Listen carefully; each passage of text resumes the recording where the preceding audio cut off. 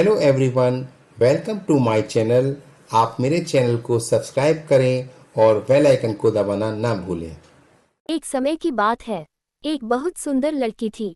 उसका नाम था सिंड्रेला। वह अपने पिता, सौतेली माँ और दो सौतेली बहनों के साथ रहती थी। पिता की मृत्यु के बाद सौतेली माँ और बहनें उसे परिवार का सदस्य भी न मानती थी और घर का सारा काम करवाती। सिंड्रेला बहुत अकेली हो गई थी।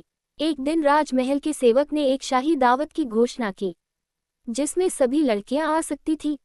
मैं अपनी लाल पोशाक पहनूंगी, बड़ी सौतेली बहन ने कहा, और मैं अपनी हरी पोशाक पहनूंगी, छोटी बहन ने कहा। शाही दावत का दिन आ गया।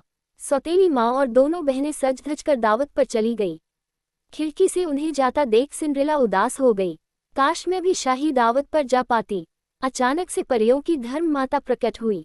क्या हुआ प्यारी बच्ची, क्या तुम्हें भी शाही दावत पर जाना है? धर्म माता ने प्यार से पूछा। हाँ, लेकिन मैं इतने फटे हुए कपड़ों में कैसे जाऊं? अपने आंसू पूछ लो। मेरे पास एक बड़ा सा कद्दू, 6 चूहिया और एक चूहा लेकर आओ। सिंड्रेला ने धर्म माता की बात तुरंत मान ली। धर्म माता ने कद्दू को अपनी जादुई छड़ी से छुआ और एक सोने की सुंदर पालकी में बदल दिया। चूहियों को घोड़े में बदल दिया और चूहे को पालकी चालक में बदल दिया। अब तुम्हें बस एक सुंदर पोशाक चाहिए, धर्म माता ने कहा। धर्म माता ने सिंड्रेला को छड़ी से छुआ और उसके पुराने फटे कपड़ों को एक सुंदर पोशाक में बदल दिया। अब सिंड्रेला बिल्कुल एक राजकुमारी लग रही थी।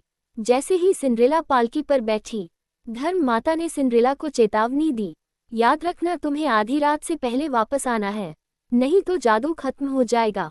मैं याद रखूंगी, सिंड्रेला ने कहा। जल्द ही सिंड्रेला महल पहुंच गई। सभी लोग सिंड्रेला को देखते ही रह गए।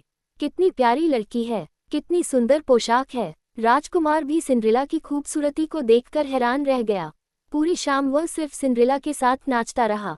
अचानक जब घड़ी में 12 बजे, तब सिंड्रेला को धर्म माता की चेतावनी याद आई। ओह, मुझे जाना होगा, मुझे जाना होगा। सिंड्रेला चिल्लाए और भागी। रुको रुको, मुझे अपना नाम बताओ। राजकुमार सिंड्रेला के पीछे भागा, पर सिंड्रेला वहां से चली गई थी। तभी राजकुमार ने सीढ़ियों पर कुछ चमकता हुआ देखा। वह सिंड्रेला का एक पैर का जूता था। राजकुमार ने उसे उठा लिया। अगले दिन यह ऐलान किया गया कि जिसे भी वह जूता आ पाएगा, राजकुमार उसी से शादी करेगा। राजकुमार का मंत्री घर घर जाकर उसे जूते को सब लड़कियों को पहनने लगा। जब मंत्री सिंड्रेला के घर पहुंचा, दोनों बहनों ने उस जूते को पहना, लेकिन किसी को भी वह पूरा नहीं आया। अब आपकी बारी है, मंत्री ने सिंड्रेला से कहा, पर यह तो सिर्फ एक नौकरानी है। सौतेली माँ ने कहा, इसे भी ये पहनना चाहिए। मंत्री ने कहा, जूता अच्छे से सिंड्रेला को आ गया। उसकी सौतेली माँ और बहनें हैरान रह गई।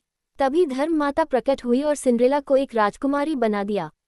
ये तो वही राजकुमारी है जो राजकुमार के साथ शाही दावत में थी। उसके बाद सिंड्रेला की शादी राजकुमार से हुई और वह खुशी खुशी रहने लगी।